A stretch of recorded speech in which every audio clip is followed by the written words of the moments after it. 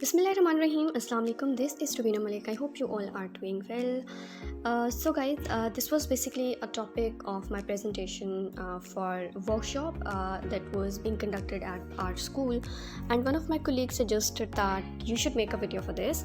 So I thought, let's just go for it. So the topic of today's presentation, or you can say discussion, is teaching methodologies. Here I'm going to explain what kind of strategies or methods or technologies you should use while teaching your students, and the subject could be any, and it could be any subject and any grade as well. First of all is methods of teaching. So let's just define that what is a method. Basically, the word method has been derived from a Latin word which means mode or a way. It means like which way or which mode you are going to use for anything that you're doing. It could be a mode or a way of cooking, baking, stitching, or anything, not specifically teaching. Then is what is method of teaching. This is basically process of interpreting, process of inculcating or imprinting the knowledge of world onto the mind of your students. Like this is something you have any idea, you have any concept that you're teaching, and now which method you're going to use to inculcate that concept onto your minds of students. Like how you're going to make sure that the thing that you were teaching has been understood by your students. Then here is a web which is explaining method of teaching. In the first step we have world of knowledge, and in the second circle we have world of students knowledge. If we talk about, as mine is the junior wing, so I'll be talking about young students. As we know that world of students knowledge, when they're young, is not so vast, their vocabulary is not so intensive, their knowledge and information both are limited, like they don't know so much about so many things. So what you need to do, the most important thing that you need to decide is method of teaching. Like how you're gonna make sure, how you're gonna inculcate or imprint the world of knowledge onto the mind of your student. You need to keep in your mind their mental level, their age, their grade. Like if you just enter in grade 1 and you start teaching them like we teach in grade 7 or 6, so definitely that's not appropriate way of teaching them, that's not appropriate method.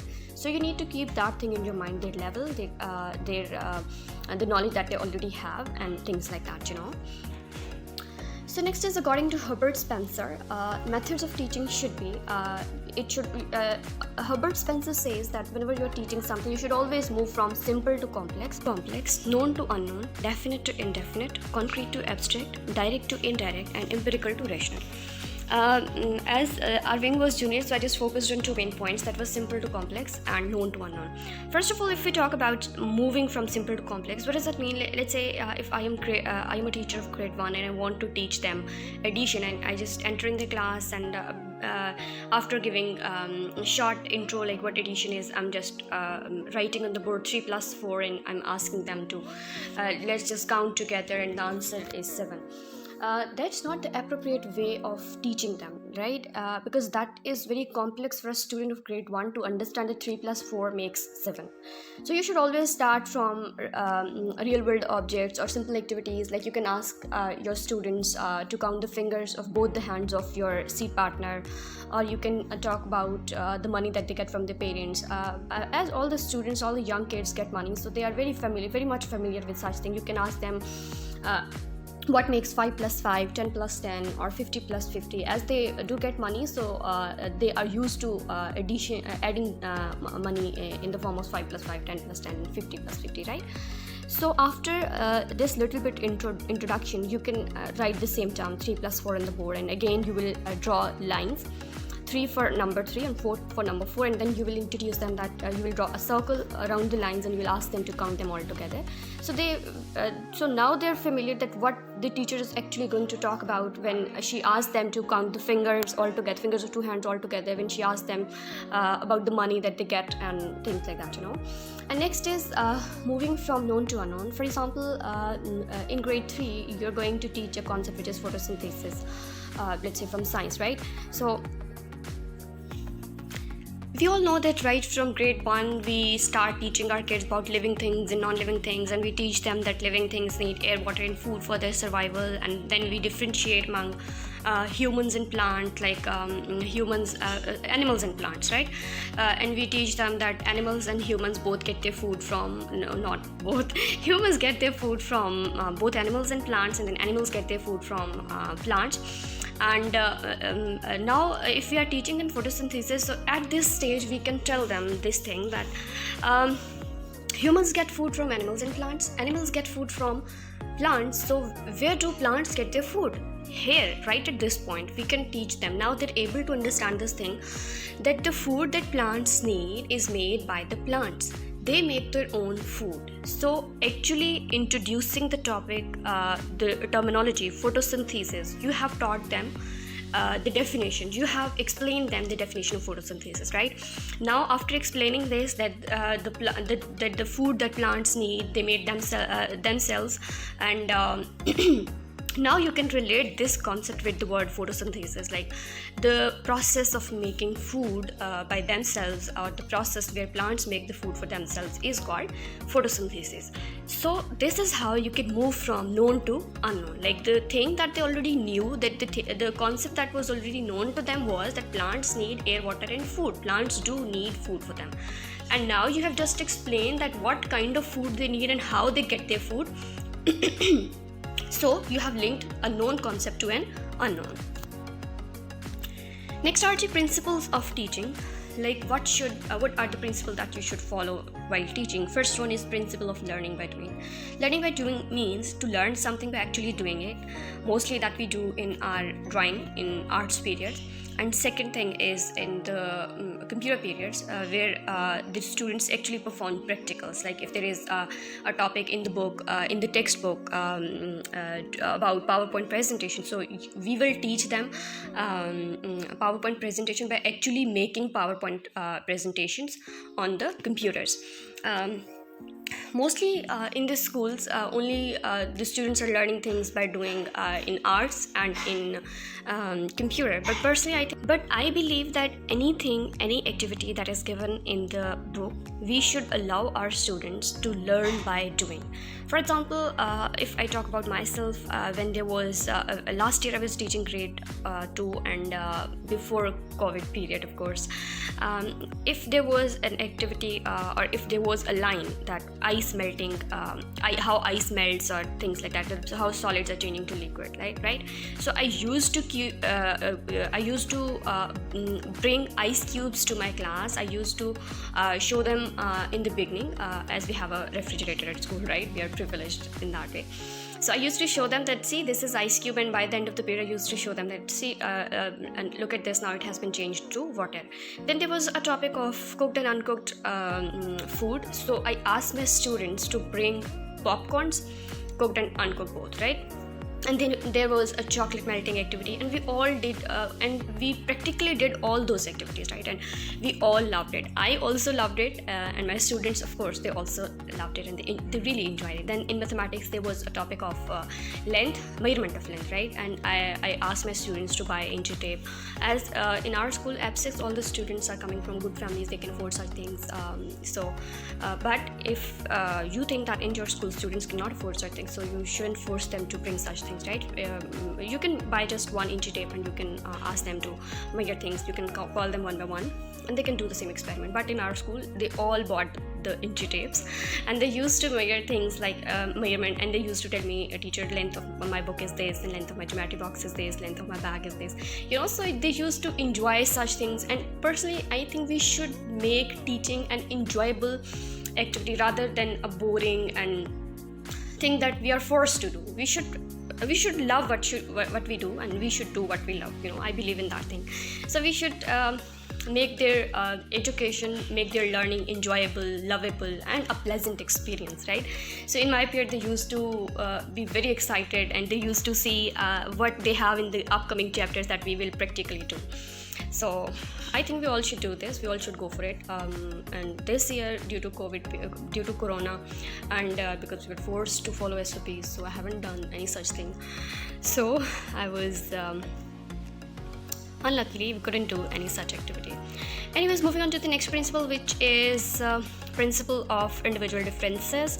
Next one is principle of motivation. Principle of motivation means we should always motivate our students to ask questions, like if they're asking anything or any question which is wrong, but you shouldn't discourage them, you shouldn't snap them, you shouldn't scold them that you're asking wrong question. You need to know how to cover up the situation, and you should always encourage them. You can if the student has asked question which was wrong, you can ask your class to clap for him or her, because she has the confidence to ask the question. Even if the question is wrong, no worries, it is their learning age. We all keep learning all our life, right? So that's not a big deal if a student of grade 1, 2, 3 or 4 is asking a wrong question, right?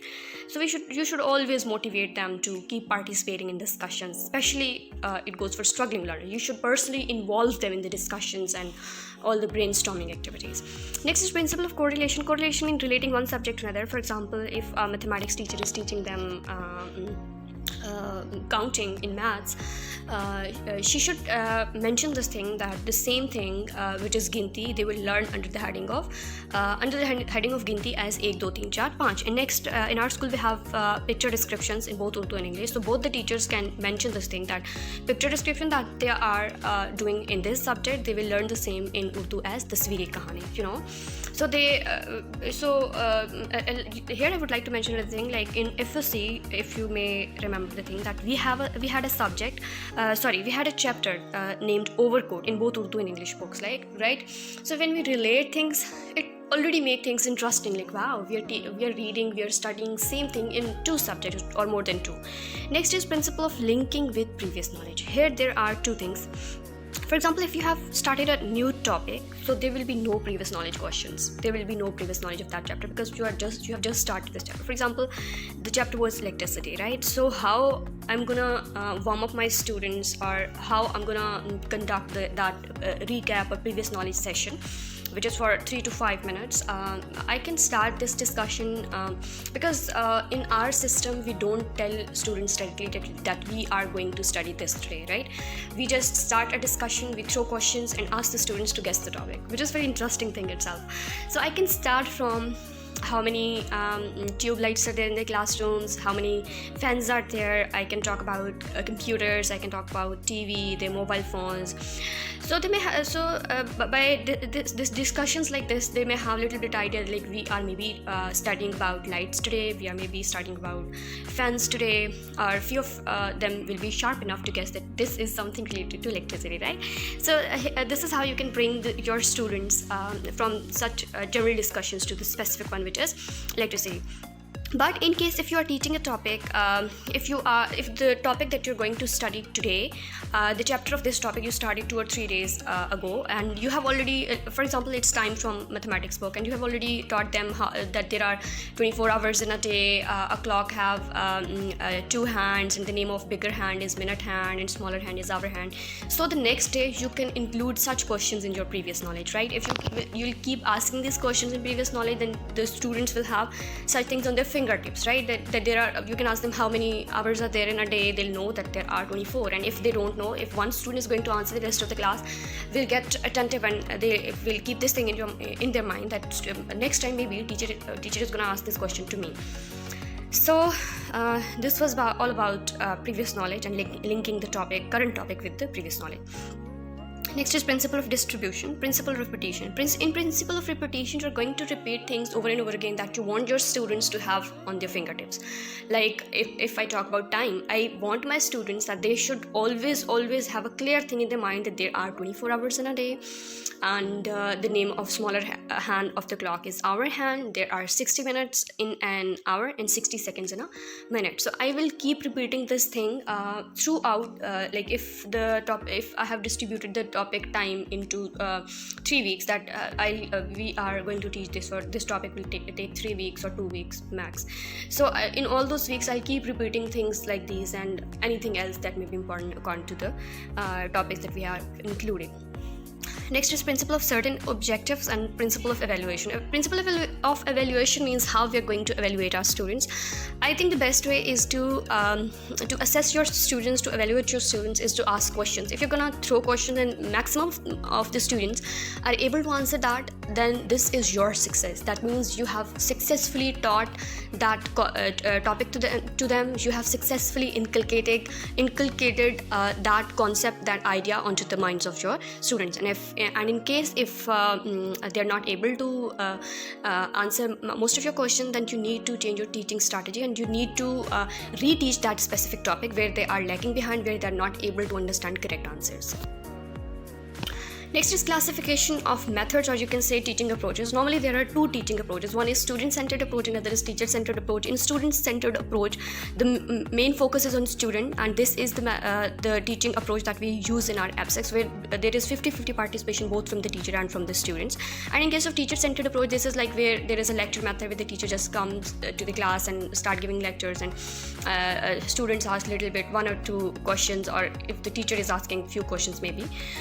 Normally the teacher-centered approach is followed in colleges and university, and child-centered approach is followed in the schools.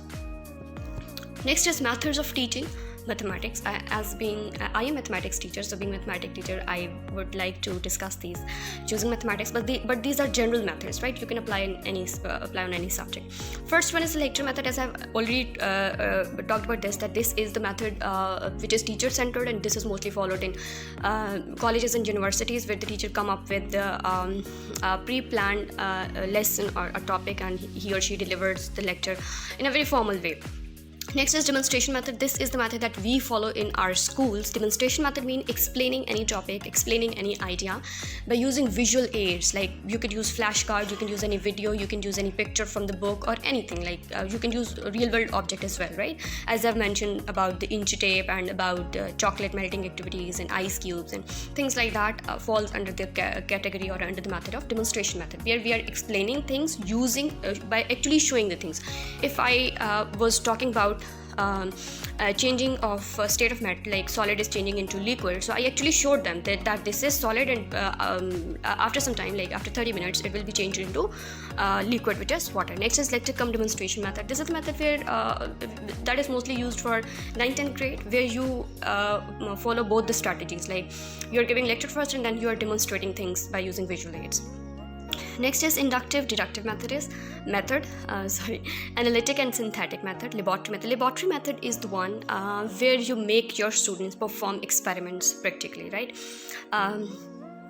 For example, the activity that we did which was measurement of the length falls into this category.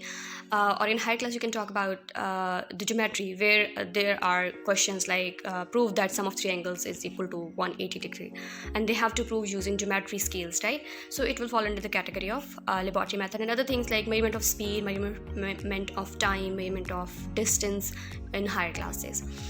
Next is heuristic method and project method. Project method is simply the thing or the method in which we assign projects, small projects to our students, like make a project on different parts of the plant, make a project on different crops, so they may have a clear idea that this is the name of this specific crops and how the crops looks like, or they may have clear idea, and they may be able to clearly differentiate between different parts of the plants along with their names. So next is problem solving method. You may have observed that few of the terms I haven't explained in detail, because I prepared this lecture based on junior level, so the things that were relevant to our wing, I have just explained them in depth, and the things that were related to higher classes, I've just skipped them. How smart I am. Next is role of the teacher. Like whatever the level of student is, the role of teacher is very important. No matter which subject the teacher is teaching, even if it's arts, which we normally don't give much importance, like if they're drawing teacher, there is nothing much important, this is just drawing. But there too, the role of teacher is very important. First of all, teachers should provide democratic atmosphere in the classroom. Like there shouldn't be any favoritism that teacher is giving much importance to 2 or 3 students or a group of students and ignoring rest of the students. No, a teacher is not allowed to do this. Ethically and morally, she is not allowed to have such kind of environment in the class, right? Teachers should be active and careful all the time to observe the progress of project, or you can say the progress of class on the whole. Teachers should work as a friend and guide the working partner.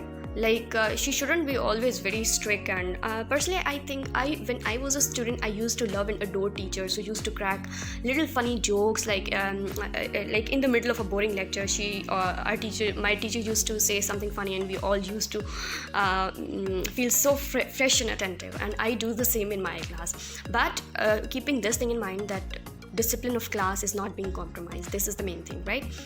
You should know this skill, you should know this trick, that if you're cracking the joke or if you're making your kids laugh hard, you should be able to bring them quickly back to the topic that you were teaching, right? So this is a trick that you need to master. Okay, teachers should have thorough knowledge and experience. This means whatever topic the teacher is going to teach. Let's say if I'm going to talk about angles in my class, and I myself am not clear that how I'm going to prove sum of 3 angles equals to 180, then I'll never be able to clear that concept to my students, because I don't know. So whichever the topic you're going to teach, you should have a proper knowledge, you should be well prepared, so that you can clear all the queries of the students, and you are able to teach that topic in a better way. And that's all for today. I just hope that it was a little bit helpful for teachers, of course, because I talked it from teachers' perspective. It's not mandatory that you are teaching in any school. You can be a school, you can be a tuition teacher, you can be a mother. You should know that how you have to teach your kids, teach young minds, teach any new concept, imprint any new concept to any student. Level could be anyone, as I have talked about. Mainly I focused on junior wing, young kids, but you can relate all these things to all the levels. So that's all from my side. I just hope that you have liked this video. Till the next video, Allah Hafiz, and don't forget to subscribe to my channel.